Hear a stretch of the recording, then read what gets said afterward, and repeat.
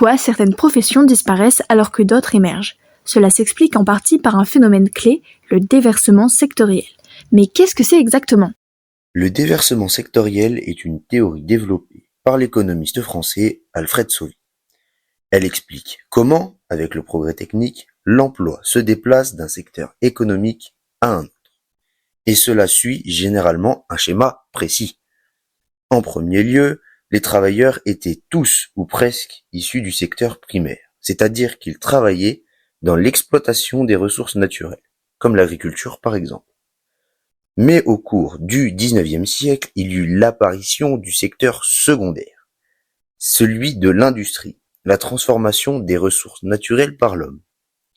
Un dernier secteur est apparu plus récemment, au cours du XXe siècle, c'est le secteur tertiaire. Les travailleurs issus de ce secteur rendent des services, comme une banque par exemple. Le déversement sectoriel, c'est donc ça, le passage de la population active d'un secteur économique à un autre. Mais comment peut-on l'expliquer?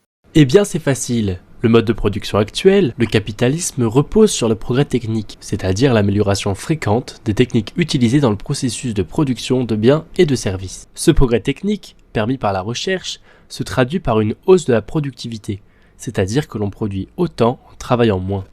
Le résultat ? On a besoin de moins de travailleurs dans le secteur économique précédent, et ceux qui y sont issus migrent alors vers celui qui suit. Illustrons ça clairement.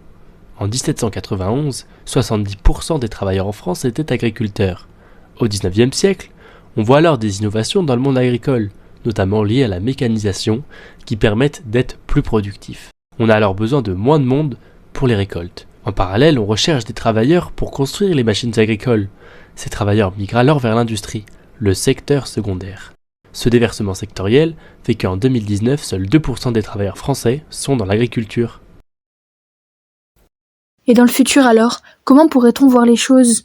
Eh bien, on approche a priori de l'émergence d'un quatrième secteur. En effet, on parle alors du secteur quaternaire. Et oui, le secteur tertiaire s'est construit sur les services. Mais ces dernières années, on voit bien que le numérique et les intelligences artificielles pourraient répondre à ces services aussi bien que l'homme.